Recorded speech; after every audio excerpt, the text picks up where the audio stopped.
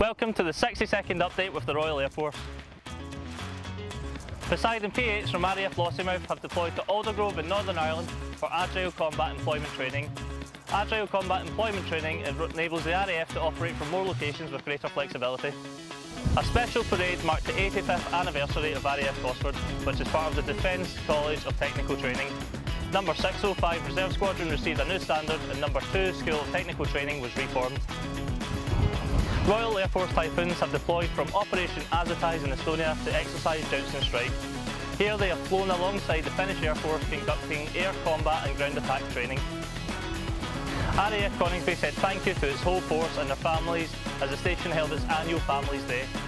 A regular feature in the calendar of most RAF stations is a chance for hard-working personnel to relax with their families, spouses and partners.